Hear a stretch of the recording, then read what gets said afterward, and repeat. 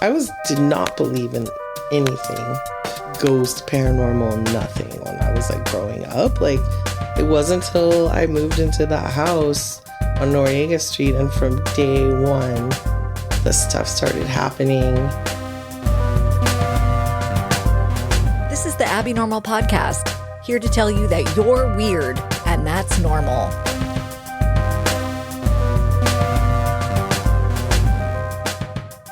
I still didn't believe it for the longest time, but that one experience I had scared me so much to my core that I wanted to know what it was, like what it meant. So I would watch like every ghost show trying to see someone else have that same experience. And I finally saw it once. I don't remember what ghost show it was, and it happened to this person in a cabin, but they like exactly described what happened to me. And like when you've had those experiences and you feel like you're crazy, to hear somebody else that's a stranger like exactly describe the thing that happened to you, like, I don't know, it's weird. It makes you feel better, you know?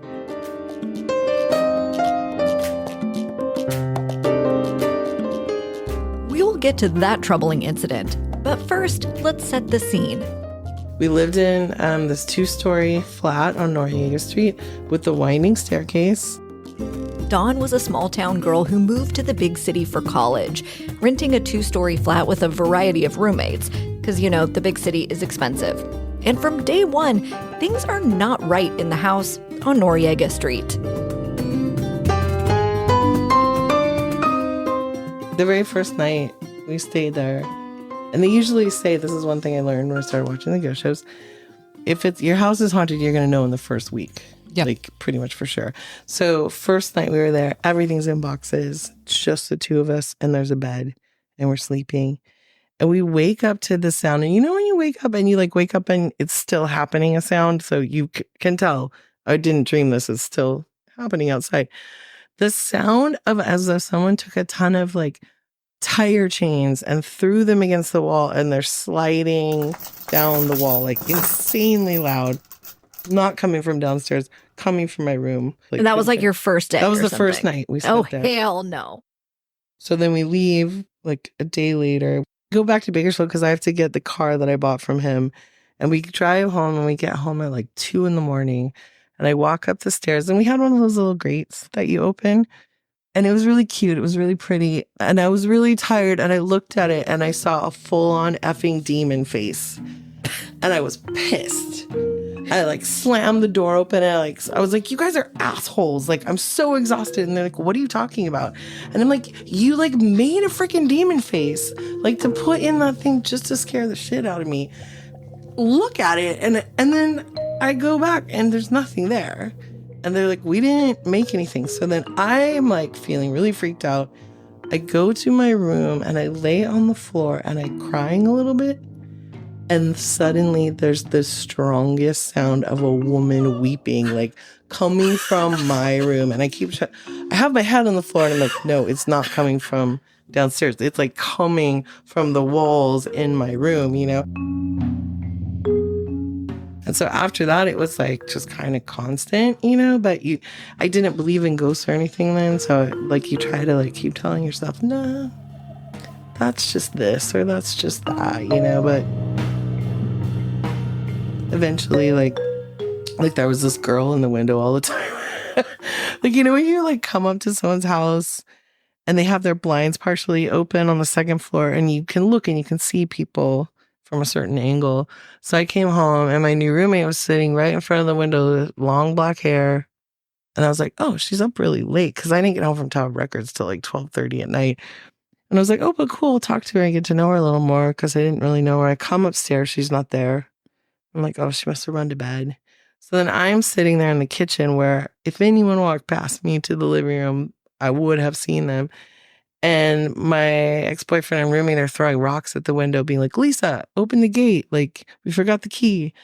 And finally I buzz them. I'm like, who are you talking to? And they're like, Lisa, she's sitting right in the window. And I was like, we're getting out of here. Like, I literally ran down the stairs and like we went to like go get sandwiches or something. Because I was like, I can't be here right now, you know? So it was always like stuff like that. Like one of my roommates started screaming in his sleep. And the stuff he would scream was upsetting to hear. Like, this is too much. Too many scary things for me. So I'm looking for the most obvious answer. How much drugs were you consuming during this time period? I wasn't. Little to no drugs? So when we first moved in, Little I to was medium drugs? complete teetotaler. I'd only had drinks a couple times in my life. Yeah. And then they would go to bars, but I was too young, and I was just never really a big drinker. Unfortunately for my sanity, drugs cannot be blamed for this horror story. Even though this crazy thing has happened, I was trying to tell myself these things don't exist. Plus, like we talked about in another podcast, your Christian upbringing is that ghosts aren't real, blah, blah, right. blah. So I just had a very deep belief that none of that was true. And that's what led us to doing the Ouija board. Right. Because someone bought one at Goodwill. A few months in, one roommate convinces Dawn to try out a Ouija board with the pretense that they'll figure out what's happening in the house. Or something, and we were arguing about whether any of the stuff was real, and I still was like, there's a plausible explanation for everything. And they're like, oh yeah, well, why don't we do this Ouija board and find out? And I said, I don't believe in those, and blah blah blah. It's just you pushing the planchette. I will stop for a second though and say, my mom randomly, for no reason, twice in my life, warned me to never use a Ouija board because she had some experience when she was a kid that she wouldn't talk about. Yep. And she's like, just trust me, don't ever do it. And then you immediately disregard. And then I was like, let me do that. Because we have to learn for ourselves, I'm 19, obviously. I know what I'm doing, So I was like, all right, well, if we're going to do it, it's going to be a full experience. So we're going to do it in the dark and we're going to light all the black candles. So we did it in my bedroom. Was this your idea? No, I was arguing that I didn't want to do it, but the other two people were pressuring me. And I said, okay, this is why I don't want to do it, because I know that this person is going to push it on purpose to try to scare me. So the only way I will do it is if the two of us are blindfolded and the third person writes down what they see and does not say it out loud. Okay. And then I will maybe believe that something happened. Okay. So that's what we did. And one caveat I have to say is the person who was the writer is a very sweet person, but another kind of Sharon. Where just no possibility to come up with something crazy to freak me out. Got just it. Not, Sure. Not in their nature. They don't have that level of type of creativity. Yes. So I trusted this person. Got it. That's the setup. Dawn and another roommate blindfolded. Sweet dummy writing down the answers or letters. And the Ouija board seems to be giving them nonsense, which is not surprising to Dawn. So we're both blindfolded, and it seems like nothing is happening. It's taking forever, except that he keeps telling us, the flames on the candles are jumping high in the air, like they're not attached to the candle anymore, And He's the writer. Okay, yeah. Okay. And we're like, okay, whatever. What kind of things were you asking? Do you remember? The only thing I really remember was trying to find out if something was there. And I think he would tell us if there was a yes or no. Because when you're blindfolded, you don't know where anything is on the board. But it was giving us gobbledygook a lot of the time if we tried to get something specific. Yeah. But at the very end, oh my gosh, I'm so sorry. That terrifying noise that seems like it should be sound effects is Dawn's ringtone. That's the original iPhone sound. That's your ringtone? Yeah. It's terrifying. I know, in the store it always freaks people out. Sorry for the interruption. The Ouija board was giving them gobbledygook. And then I said, look, I'm sick of messing around. Is there something here that's not human?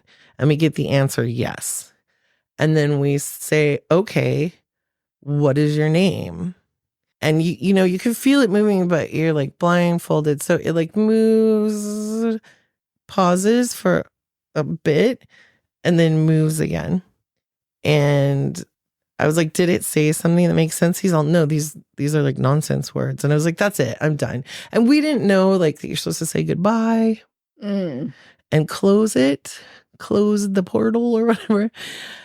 So I take my blindfold off and I'm like, let me see what you got here. What is this name? And it was 2 words. And I was like, okay, I think these are Latin. So I go, and it's late at night. Okay, it's late. It's like 1:30 in the morning. I go get the giant dictionary because no interwebs then. And I look up the first word and it is indeed Latin. And we had a pact that we would never say these words together. Okay. But if you want me to, I don't know if I want you to. I'll tell you, you can throw it away if you want. Okay. The first word was lux, Lux. And I was like, oh, that's like the Latin word for light, the root word for light. And then the second word, and why it didn't occur to me when I looked at it, was IFER.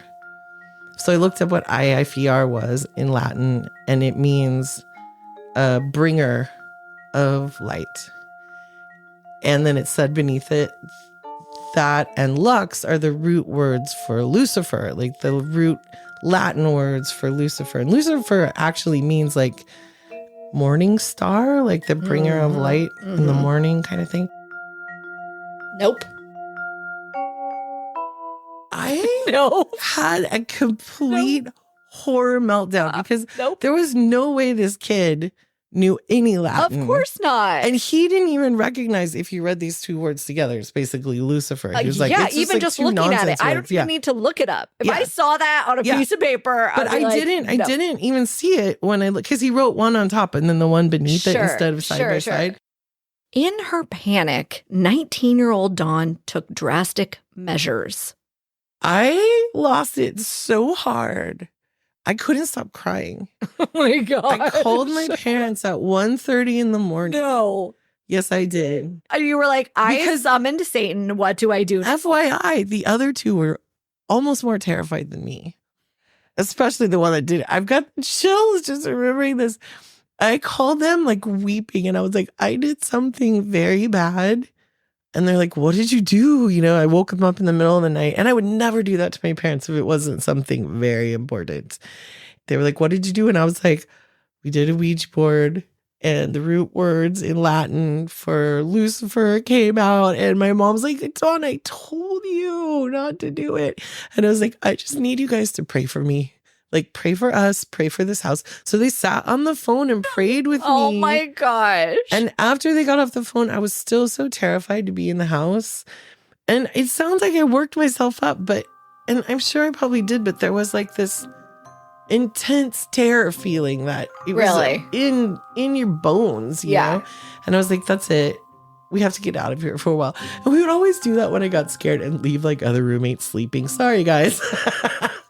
Hope you can work out whatever we just like brought into the house. So just to be clear, like you guys weren't like, oh my God, this is crazy, like goofy, spooky fun. No, I thought it was BS, and then I just felt pure terror. Oh God, I thought it was totally made up nonsense, and then I was like shooketh to my core. Like, to your core, right.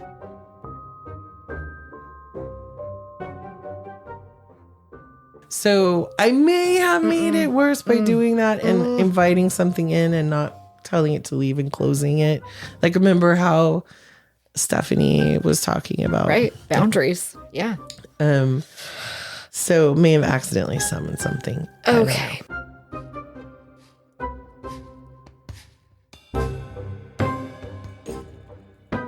Things are relatively quiet. Often little things happen while only Dawn is home.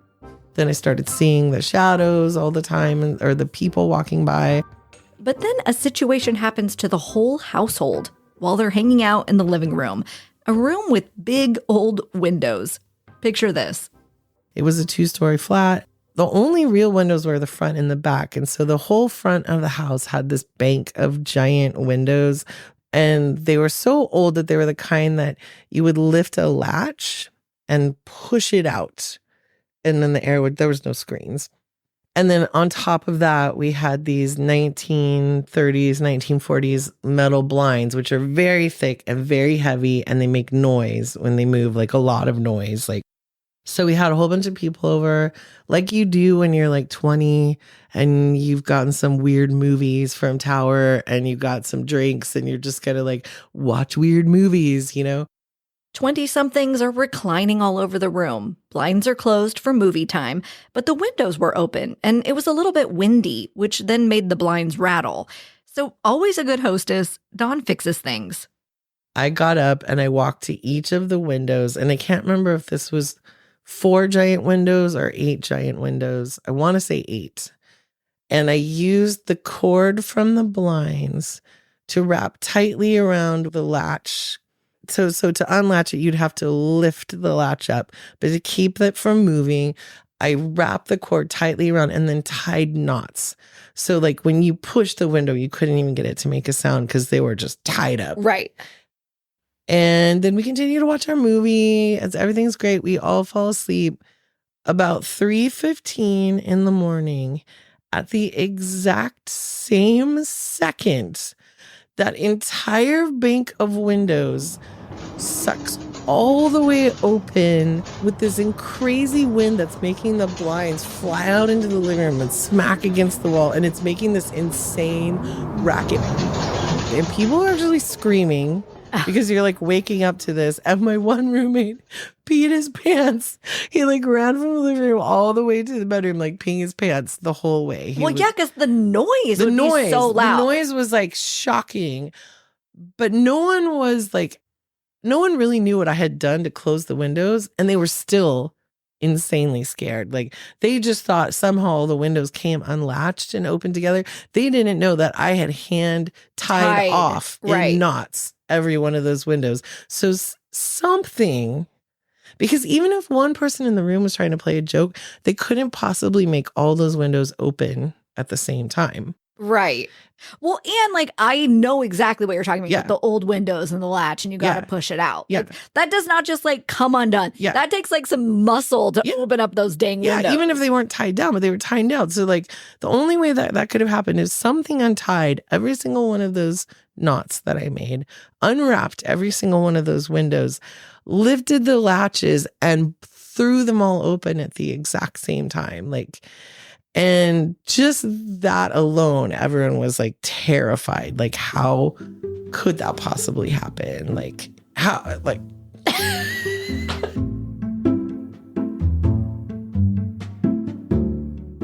So the roommate who peed his pants had a friend who was like a witchy gal. Yeah. Because, we were all a little bit, he was really gothy. Uh-huh. And he called her on the phone and he was like, oh my gosh, this thing just happened. We're all terrified. What does it mean?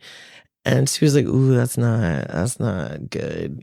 She's like, that takes a lot of energy to make that happen. Oh, yeah. Thanks. Yeah. Thanks. And then she said, please tell me no one ever did a Ouija board in that house. And I was like, he's like, did you do a Ouija board? I was like, I may have. And she was like, oh yeah, you got problems. And like, he was like, what do we do? She's like, I'm not even sure. She could have told us like, hey, like if you still have the Ouija board. Right. This is where you needed the instructions. Yeah. But she kind of just left us with like more terror. She was like, don't call me. And then she's like, it's 3:30 in the morning. I got to go back to sleep. And thank gosh, all those other people saw it. Because if I, just even me telling you now, it sounds so implausible. Right. You would never believe it.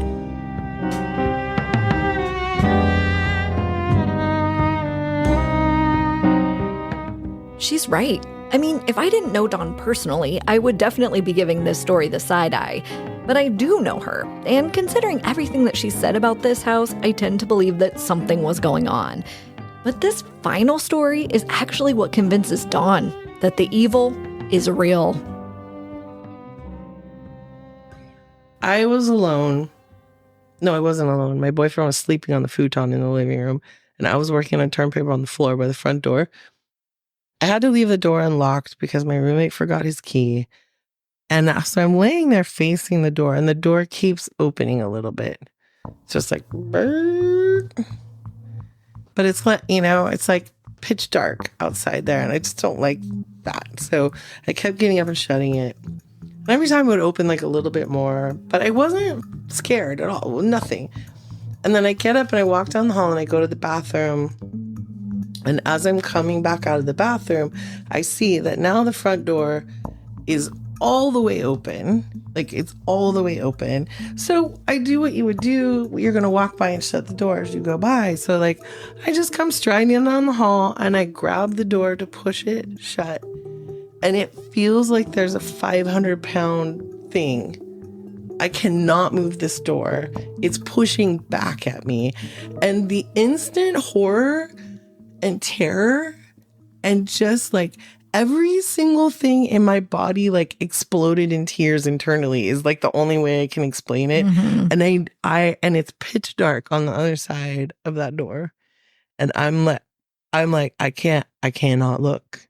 Like, you must not look around that door, And this is the only time I've ever done this, but I was so scared that I instinctively in my head said, Jesus, please help me. Please make this thing go away. And then it was just gone.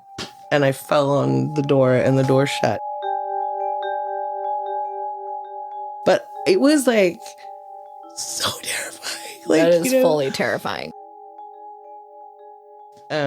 So I finally saw that on a show once, but it took like 4 years. The door opening and you can't close it. The door opening, there's something crazy heavy on the other side and you can't close it, but you feel like it felt like it was freaking something so horrible on the other side of the door. Because like there was definitely things that happened that I felt were like, oh, that felt so bad.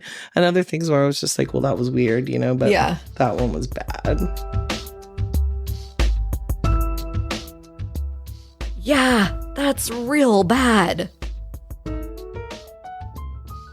I really kind of felt like there was something super fucked up in that house, like demonic, But yeah. I don't like this story.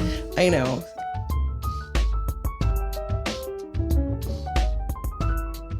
Did you ever do any research on the house and see? I tried, but this was like 1993, and pre-internet. Yeah, it would have been library. Pre-internet. Yeah. But I did always want to go back there and talk to the people that live there now and be like, is there anything happening in your house? But I also don't, because like we made a pact. Well, we made a pact when we left that we would never talk about that house in the new house because I was terrified it was going to follow us, And then it didn't seem to follow us. But I also looked at 70 houses before I rented the next house because I was looking for a house that when I walked in, I felt safe. And when I walked into this house, I was like, I like saw the Japanese family that like bought it when it was new and picked out the finishes and they put koi pond in and they were like this happy family. And I was like, okay, this place is safe. Okay, you can take a nice deep breath here.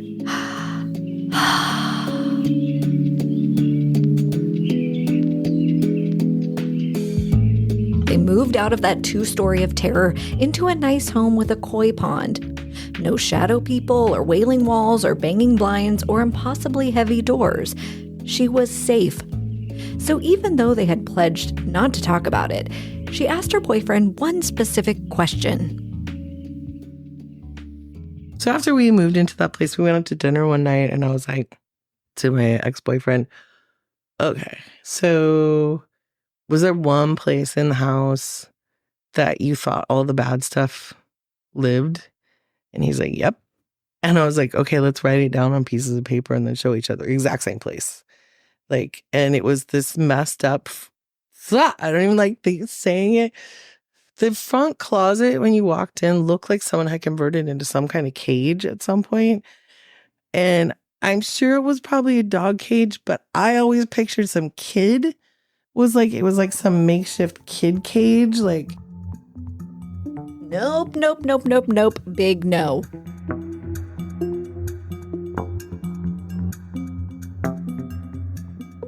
Dawn had a tumultuous relationship with her then boyfriend.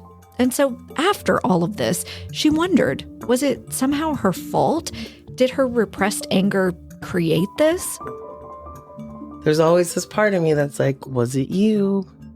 It was all you. It was like your rage. You were creating this thing. And like the more years I watch all these shows and they talk about like PK manifestations and like, you know, like I had so much rage that if you tried to wake me up while I was sleeping, I would leap into the air and start punching and kicking like from a dead sleep, because there was just, I was trying to be this sweet, good girl that like took care of everybody and like turned the other cheek on all this madness. But like inside, that's why I'm like, man, that could have been me. A lot of that stuff. That could have been me on the other side of the door. That one, I don't think so. But, you know, I talked to one girl in real life who was like, that's bullshit. Don't ever let anyone tell you that that was you. You know, you're just sensitive to these things. And that's why you were the only one that always knew when it was happening. And I was like, I don't know, man. Because like, some of the things that would happen seemed so pointed to my internal rage that I was like there was one time my ex-boyfriend and I were sitting on either side of this gorgeous 1930s fireplace. And I had these like ceramic hands. Let's say something falls off the fireplace. It falls and it goes clunk. The thing freaking like flew across the room and smashed into the wall into pieces. Like nothing makes it fly across the room. But like at that moment, I was feeling this just insane repressed anger. Like, and I felt like, I don't know, looking back on it a lot of times, I'm like, I don't know. Like, I think maybe it could have been.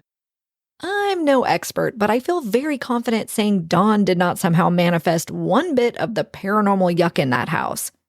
And she came to that conclusion too. But it doesn't mean that whatever was there wasn't happy to inflame already existing problems. So I think what happened was we moved into a house that already had some negative thing. And all of our stuff was like, oh, I could feed on this. I could explode this to like, because he was such a nice guy before that, dude. Really? Yeah, he was. That's the story of the house on Noriega Street. If you've listened to the past 2 episodes, you know that Dawn has felt things since then. She's even had a couple of ghost encounters. But she never felt scared like that, ever again. And all those experiences, I think, are very interesting because they're so different from how the terror that I felt in my house on Noriega. Right. When I was scared there, it was like a terror I had never felt in my life. And you see people talk about it on shows, the way they are like, oh, all the hair stands up on the back of your neck. And I'm recreating the feeling a little bit right now. But there's a level of your gut knows something is very wrong. Right. Is the only way I can describe it. Yes. So there were multiple times where the hair would stand up on the back of my neck. I would start to have this feeling of stress and then dread and then fear, to the point where you know something's going to happen and you're listening so hard that you can hear your own like blood beating. And then finally you hear it. And it would be something like, I remember a specific time I was near the kitchen working on the floor. I was sitting there in that state for like 3 or 4 minutes. And then I just heard the sound of my vintage like ceramic coffee cup sliding across the vintage tile. And sure enough, I go in there and my cup is in a totally different spot than I had left it like 20 minutes ago. And I mean, I do think that that is a good call out as far as the physical reaction that you had in that house versus other situations that might be weird or even spooky. Yeah. This was different and your body knew it was different. Yeah. Okay, sorry. This is like a little bit off topic, but I'm working on some episodes. I'm actually working on a few episodes about what we believe about our bodies, how we treat them, and how we listen to ourselves. So I was curious about this intuition piece. Why wasn't Dawn able to really trust herself about what happened? How we feel about ourselves, basically. There's like an intuition component of what you're talking about. And the fact that like if you were alone and that happened, it would be so much easier to like doubt yourself, to be like, I don't know. I was tired. I didn't tie them down. Like come up with all these excuses to like invalidate that experience that you had. Whereas being in a room with 8 people, you can rely on that. Like Yeah. you had witnesses to your experience. So like, why can't we believe ourselves? Yeah, I know. Well, but I think it's probably the same reason that you're probably addressing in your whatever you're working on, which is all the conditioning that you've had to believe a certain thing. Like in this case, to not believe, Right. right. And in this case, to believe that people that believe in those things are nutballs, Right. and there's something wrong with them, Right. and that people that are curious about things like this are like in league with the devil, like, sure. and all those things, and I probably thought that too. Like, if somebody told me that they felt like their house was truly haunted, like when I was 16, I would have been like, oh, okay, Yeah. enjoy the good for you, enjoy that. After Noriega Street, Dawn learned a little bit better how to listen to her body and trust her gut. What's rightfully scary and what's not. I love that most of the things I experience now, like, I know them for what they are. I can't stress enough how interesting it is to me that, like, I was so deeply terrified of certain things, and that all these things can happen in my life now, and I'm not afraid at all. Like, it's like it like never brings that feeling. There are still to this day some things where I feel uncomfortable, and I'm like, oh, okay, like I don't really want to deal with that right now, but I even ask myself, why do you have a problem with dealing with it? I don't know. Well, do you mean like because you've matured and gone through it, you're less afraid? Or I honestly think that I just can better tell what to be afraid of and not to be afraid of. But if that shit happened right now, would you be afraid? I would feel exactly the same. The same, right? Yeah, I think that's my point, is that I was terrified because it was something afraid of. Right. And I don't experience that now because I just am not experiencing things to be afraid of. But you know the things to be concerned about. I mean, I just feel like you would too. Like, right. You just instinctively, like anyone who experiences something like the door thing, I can't imagine anyone not feeling what I felt in that situation. Like, yeah, dude. Because your brain can't even wrap around the fact that, like, the physics of it. Like, I'm pushing on a wide open door from behind with all my body weight, and I can't move it an inch, and it feels like there's something 5 times larger pushing back. Nope. How is that possible? Nope. Like, your brain is like, like, it's not compute, like glitches out. Yeah, totally. Yeah.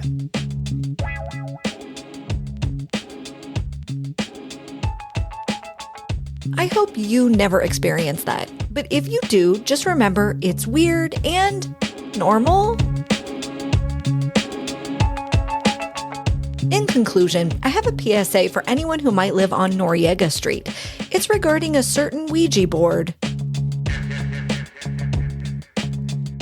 Fast forward to when we moved out, I knew that you couldn't just like throw away a Ouija board. No. But I did not want to bring it with us to the next place. This is not invited. I left it in the stairwell. What? I left it there. Girl, you didn't Google like how to dispose of it? I did. Like light it on fire? Because there was no Google then. Like, I had no way of knowing. All I knew was the witchy girl was like, no, there's like, you can't burn it. You can't. Really? Like, there's very few ways. But she should have told us to close it. I would have like dropped it off at the Catholic Church and been like, I know. Y'all deal with this. They're like, y'all have a history. They're like, oh, there's a 15th Ouija board this week. Right. And I felt super guilty because I kind of hid it because we were on the 2nd floor and there was a fire escape staircase going down to the 1st floor, and I kind of like tucked it so he wouldn't see it. I know. How horrible is that? That is so horrible. And can you imagine like the people that are going to find it at some point or already did? The place they tucked it was right next to that scary cage closet. Like, I almost left it in the scary cage closet.